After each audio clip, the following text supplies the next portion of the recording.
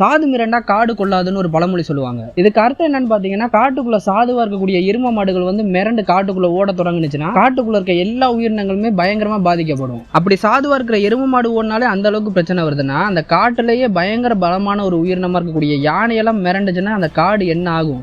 காடு தாங்குமா இல்ல நாடு தான் தாங்குமா?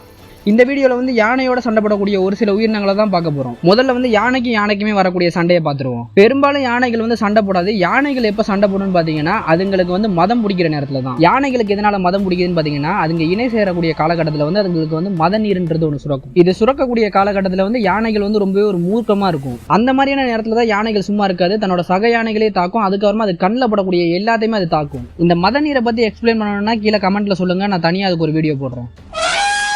முதல்ல யானையும் சண்டை போடுற வீடியோ பார்ப்போம். இந்த வீடியோவில் பார்த்தீங்கன்னா 2 யானைங்க வந்து ரொம்பவே ஆக்ரோஷமாக சண்டை போடுறத பார்க்குறீங்க. அதுவும் நிலத்துக்குள்ளே இறங்கிருச்சு. நல்ல வேலை அந்த நேரத்தில் வெள்ளாமையெல்லாம் வெட்டி எடுத்துட்டாங்க.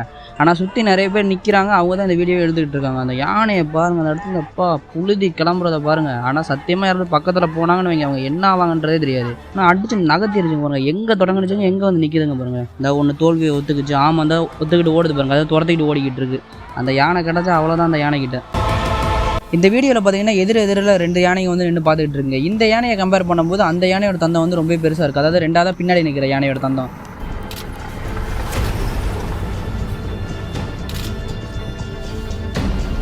தந்தம் பெருசாக இருக்கிற யானை தான் சண்டையில் அதிகமாக ஜெயிக்கிறதுக்கு வாய்ப்பு இருக்குது. இந்த 2 யானையுமே இந்த சண்டையை தொடங்கிருச்சுங்க. ரொம்பவே ஆக்ரோஷமாக சண்டை போட்டுக்கிட்டு இருக்கு. ஆனால் பாருங்கள், அந்த இடத்துல புழுதி பயங்கரமாக கிளம்புது. 2 யானையோட சண்டையும் பயங்கரமாக இருக்குது.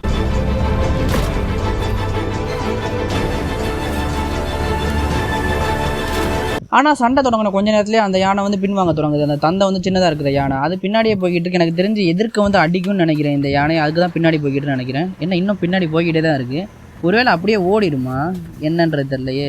இந்த சைடாக போகுதுங்க. நானும் கூட தப்பாக நினச்சிட்டேன். சைடாக வந்து அடிக்க போகுது போல். இல்லைங்க, அது பின்னாடி போகுது. ஏய், என்ன அடிக்கணும்னு பார்த்தா அது பின்னாடி ஓடுதுங்க. இந்த சைடில் போய்கிட்டு இருக்கு. இந்த ஓடிடுமோ வருமா? அந்த இதை ஓட தொடங்கிருச்சு. அஜய் இந்த ஓடுதுங்க பாருங்கள். அது தோல்வியை ஒத்துக்கிச்சு ஓடுது. இந்த எங்கே அந்த யானை இந்த துரத்திக்கிட்டு வருது பாருங்கள். ஓடினா மட்டும் விட்டுருவேன், நான் துரத்த வேண்டான்னு. ஆனால் உண்மையிலேயே ஆக்ரோஷமான ஒரு யானை சண்டை எப்படி இருக்குன்னா அது இந்த மாதிரி இருக்கும். அந்த 2 யானையும் எப்படி அடிச்சுக்குதுங்க பாருங்கள். சும்மா அந்த இடமே சும்மா நடுங்கிற மாதிரி அடிச்சுக்குதுங்க 2 யானையுமே. அந்த 2 யானையுமே அடிச்சுக்கிறதுல அந்த பக்கத்தில் இருக்க மரம் எந்த அளவுக்கு சேதமாகுது பாருங்கள். அதே இடத்துல வேறு ஏதாவது ஒரு விலங்கு இருந்துச்சுன்னா அந்த விலங்கு அவ்வளவு தான். அதோட அந்த புழுதி பாருங்கள் எந்த அளவுக்கு கிளம்புது. அதுங்க ஹைட்டுக்கு அந்த புழுதி கிளப்புற அளவுக்கு 2மே அடிச்சுக்குது. இந்த வேகமாக ஓடி வந்து ஒரு யானை வந்து இன்னொரு யானையை மோதுது. ஆனால் இது படத்தில் கூட பார்க்க மாட்டோம். அந்த அளவுக்கு 2மே சண்டை போடுது. இந்த ஒன்று பின்வாங்குதுன்னு நினைக்கிறேன். எனக்கு தெரிஞ்ச தோல்வியை ஒத்துக்குச்சுன்னு நினைக்கிறேன். ஆமாம், இந்த பின்னாடி போகுது. அது தோல்வியை தான் ஒத்துக்குச்சு. இந்த யானை ஓட தொடங்கக்கூடிய ஸ்டேஜ். இந்த அவ்வளோதான் ஓட போகுதுன்னு நினைக்கிறேன். அந்த யானை தான் துரத்துறதுக்கு ரெடி ஆகுது. இது ஓட போகுது. இந்த முன்னாடி போய்கிட்டு இருக்கு. அவ்வளோதான், அந்த யானை தோல்வி ஒத்துக்கிட்டு இந்த ஓட தொடங்கிருச்சு. இந்த சண்டை தொடங்கும் போது 2யும் பார்க்க பயங்கரமாக இருந்துச்சு. ஆனால் இப்போ பார்க்கும்போது காமெடியாக இருக்குது. ஆனால் அதுங்க ஓடி வரும்போது எதுக்கு நம்ம இருந்திருந்தால் அப்போ தெரியும் அது எந்த அளவுக்கு காமெடியாக இருக்குன்னு. இந்த ஸ்கூல்லலாம் நம்ம சண்டை போடுவோம்ல, அப்படி சண்டை போடும்போது ஃப்ரெண்ட்ஸுங்க யாராவது நம்மளை பார்த்தாலோ இல்லை நமக்கு சம்மந்தமே இல்லாத கிளாஸஸ் சேர்ந்த யாராவது வந்து நம்மளை பார்த்தாலும் நமக்கு அந்த சண்டை போடணும்னு தோணாது. எப்படியாவது அந்த சண்டையை நிறுத்திட்டு அதுக்கப்புறமா கொஞ்சம் நேரம் கழிச்சு சண்டை போடலாம்னு நமக்கு தோணும். அந்த மாதிரி தான் இந்த 2 யானைக்குமே தோணிருக்கு போல. இந்த வீடியோவில் பார்த்தீங்கன்னா 2 யானையுமே ரொம்பவே ஆக்ரோஷமாக சண்டை போட்டு வரும். ஒன்று கொன்னே தீரணுன்ற வெறியில் 2மே சண்டை போட்டுக்கிட்டு இருக்கும். இந்த 2 யானையுமே சண்டை போடுறதால சுற்றி இருக்க காடே பயங்கரமாக சேதமாகும். அதோட அந்த புழுதியும் அந்த அளவுக்கு கிளம்பும். அந்த அளவுக்கு ரொம்பவே உக்கிரமாக 2 யானையுமே மாறி மாறி சண்டை போட்டுக்கிட்டு இருக்கு.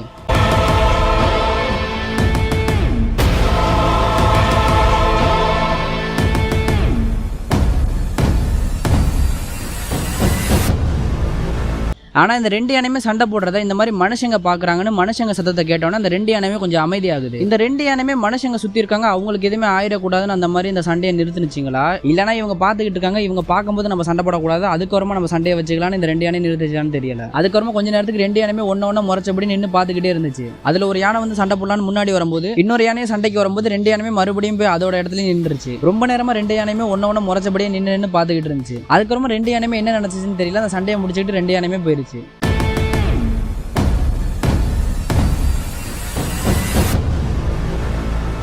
இது வரைக்கும் யானையும் சண்டை போட்ட வீடியோ தான் பார்த்துட்டு இருந்தோம். இப்போ வந்து யானைக்கும் மற்ற விலங்குகளுக்கும் எப்படி சண்டை நடக்கும்ன்றதை பார்க்க போறோம். அதனால தரையில பலமா இருக்கக்கூடிய யானைக்கும் தண்ணியில பலமா இருக்கக்கூடிய முதலைக்கும் சண்டை நடந்தா அது எப்படி இருக்கும்ன்றதை பார்க்க போறோம். இந்த வீடியோல வந்து அந்த யானை வந்து தன்னோட குட்டிகளோட அந்த ஆத்துல போற தண்ணியை வந்து குடிச்சிக்கிட்டு இருக்கு. அப்ப அந்த நேரத்துல தான் அந்த முதலை வந்து அந்த யானையோட தும்பிக்கையை பிடிச்சி இருக்கு. அந்த யானை விடாம தண்ணியிலேயே போட்டு அடின்னு அடிச்சு அந்த முதலைக்கு இருந்து எப்படியா தன்னோட தும்பிக்கையை காப்பாத்தலான்னு தண்ணிக்குள்ளேயே இறங்கி காலாலையும் மிதிக்க பாக்குது. யானை வந்து தன்னோட தும்பிக்கையாலையும் தன்னோட பலத்தாலையும் போராடினதுனால அந்த முதலை வந்து அந்த தும்பிக்கையை வந்து விட்டுருது. அந்த யானையும் தண்ணியை விட்டு அப்படியே வெளியில போகுது. இந்த சண்டையில யானை தான் ஜெயிச்சிச்சு.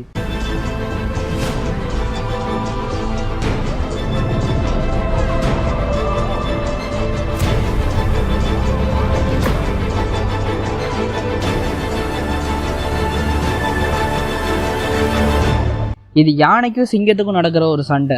யானைகள் வந்து காட்டுக்குள்ள சிங்கம் இல்ல பெரும்பாலான உயிரினத்துக்கிட்ட சண்டைக்கே போகாது. ஆனா ஒரு சில நேரத்துல அந்த உயிரினங்கள் வந்து யானை ஏதாவது பண்ணுச்சுன்னா அந்த நேரத்துல தான் யானைகள் சண்டைக்கே போகும். சிங்கங்களால உணவுக்காக யானையெல்லாம் முழுசாலாம் வேட்டையாடிட முடியாது. ஆனா யானையோட குட்டியை சிங்கங்களால ஈஸியாவே வேட்டையாட முடியும். அப்படிதான் இந்த வீடியோல ஒரு கிளான சேர்ந்த சிங்கம் வந்து ஒட்டுமொத்தமா சேர்ந்து ஒரு யானை குட்டியை சுத்து போட்டு வேட்டையாடலான்னு பாக்குதுங்க. ஆனால் அந்த யானைக்குட்டியோட தாயான வந்து அதை விடலை. அந்த யானைக்குட்டியை தன்னோட பின்னாடி வச்சுக்கிட்டே அந்த மொத்த சிங்கத்தையுமே ஓட விடுது.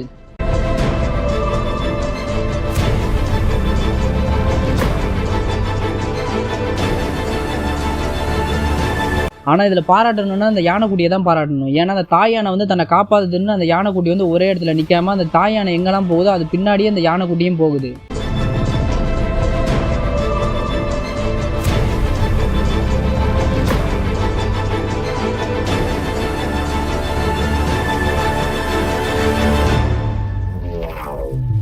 இதனால யானைக்குட்டிக்கு முன்னாடி தாய் யானை இருக்கிறதுனால மற்ற சிங்கத்தினால அந்த யானைக்குட்டி மேல கை வைக்க முடியல.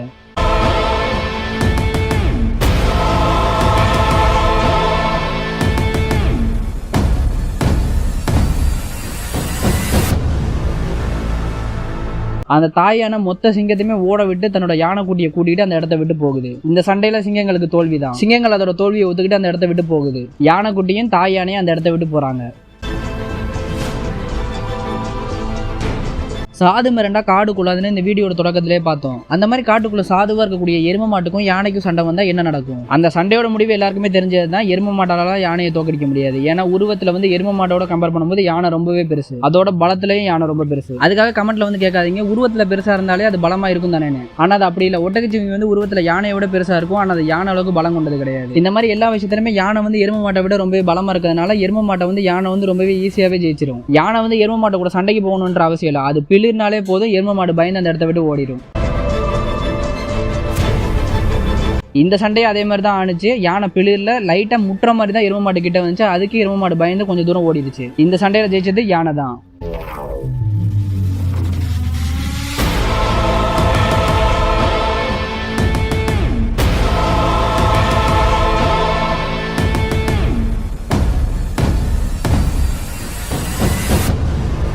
உங்களில் எத்தனை பேர் இந்த குட்டி பிசாசுன்ற படத்தை பார்த்துருக்கீங்க? அந்த படத்தோட கிளைமேக்ஸ்ல வந்து யானையும் காண்டாமிருகமும் சண்டை போடுற மாதிரியான ஒரு சீன் இருக்கும். அந்த விஷயம் வந்து ரியல் லைஃப்ல நடந்தா எப்படி இருக்கும்? இந்த சண்டையை பொறுத்த வரைக்கும் பாத்தீங்கன்னா ரெண்டு விலங்கு கிட்டயுமே ஆயுதம் இருக்கு. யானை கிட்ட அதோட ரெண்டு தந்தங்கள் இருக்கு, காண்டாமிருகத்துக்கிட்ட அதோட ஒரு கொம்பு இருக்கு. அதனால ரெண்டு விலங்கு கிட்டயுமே ஆயுதம் இருக்கிறதுனால ஒன்ன வந்து இன்னொன்னால ஈஸியாவே காயப்படுத்த முடியும். ஆனா என்னதான் இருந்தாலும் எருமைக்கு சொன்ன மாதிரி தான் காண்டாமிருகத்தை விட யானை ரொம்பவே பெருசு. இவ்வளவு பெருசா இருந்தாலும் யானை வந்து காட்டுக்குள்ள வந்து தான் தான் பெரிய ஆளு ரொம்ப பலசாலின்லாம் இருக்காது. அது ரொம்பவே சாந்தமா அமைதியா தான் இருக்கும். ஆனா காண்டாமிருகம் உட்பட பிற விலங்குகள் வந்து தாக்க வரும்போது தான் யானை திருப்பி தாக்கவே செய்யும். அப்படிதான் இந்த சண்டையிலேயே அமைதியா போற யானையை வந்து காண்டாமிருகம் தாக்குறதுக்காக வருது. ஆனா சண்டை தொடங்கின கொஞ்ச நேரத்திலேயே யானை வந்து காண்டாமிருகத்தை கீழே தள்ளி அதோட தும்பி கையாலேயே காண்டாமிருகத்தை நசுக்குது. யானை நசுக்கிறதுலேயே வலி தாங்க முடியாம காண்டாமிருகம் கத்துது. ஆனா அதோட சேர்த்து யானையோட தந்தமும் காண்டாமிருகத்தை குத்தி கிழிக்கிறதுனால வலி தாங்க முடியாம காண்டாமிருகம் அந்த இடத்த விட்டே ஓடுது. இதுக்குதான் சண்டைக்கு வராம அமைதியா போறவங்களை பிடிச்சி சும்மா நோடக்கூடாதுன்னு. அப்படி நோடுனா கடைசியா இந்த மாதிரி தான் ஆகும். இப்ப காண்டாமிருகத்துக்கு தான் சேதாரம். யானை அது பாட்டுக்கு அது வேலையை பார்க்க போகுது.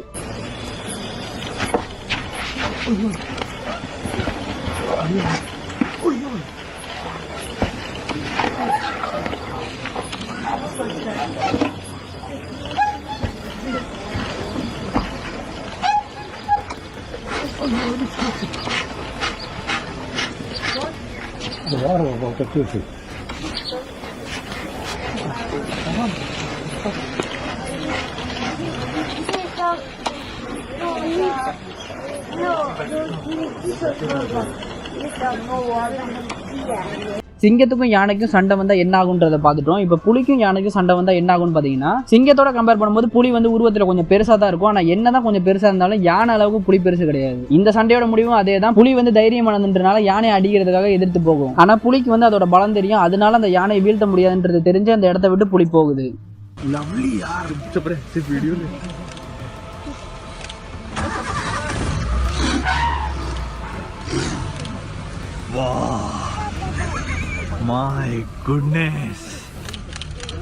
இது இந்த வீடியோல மட்டும் கிடையாது, எல்லா வீடியோல இதே தான். புலி வந்து யானையை அடிச்சிடலான்னு கிட்ட போகும். ஆனா புலியால யானையை வீழ்த்த முடியாது. இந்த சண்டையிலையும் யானை தான் ஜெயிச்சிச்சு.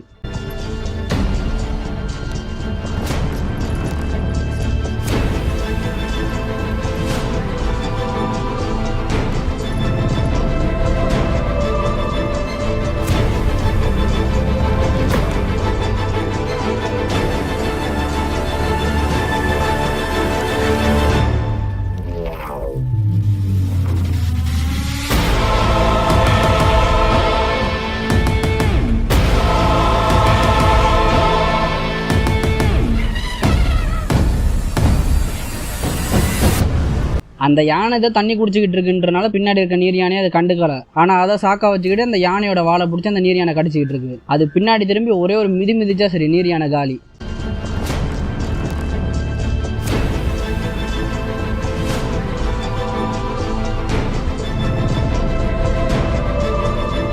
சரி, ஏதோ சின்ன பையன் இந்த மாதிரி பண்ணிக்கிட்டு இருக்கான்னு அந்த யானையை விலகி போக விடாம வந்து வாழை கடிக்கிறதுக்குன்னே வந்துகிட்டு இருக்கு பாருங்க.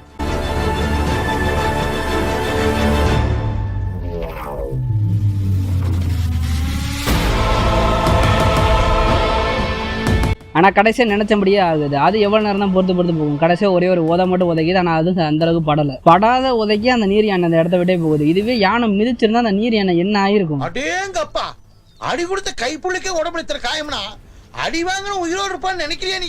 ஆனா உண்மையிலேயே யானையோட பலம்னா அது இதுதான். இந்த ஆத்துக்குள்ள ஒரே ஒரு யானை மட்டும் தண்ணி குடிக்கிறதுக்காக இறங்கி இருக்கு. அந்த யானையை சுத்தி ஃபுல்லாவே நீர் யானை இருக்கு. ஆனா அது எந்த நீர் யானையை பார்த்துமே பயப்படல. அந்த யானை தன்னோட காலாலேயே அந்த தண்ணியை கலக்கி தன்னோட தும்பிக்கையிலேயே அந்த தண்ணியை அடிச்சு அந்த மொத்த நீர் யானையுமே அந்த தண்ணியை விட்டு விளக்குது. அந்த ஆத்துக்குள்ள இருக்க எந்த நீர் யானையுமே அந்த யானையை எதிர்த்து சண்டை போடுறதுக்காக முன்னாடி வரவே இல்லை. எல்லாமே விலகி ஓடதான் செய்யறதை தவிர அந்த யானை கூட சண்டை போடுறதுக்கு எந்த நீர் யானையுமே முன்னாடி வரல. உண்மையிலேயே யானை பலம்னா அது இதுதான்.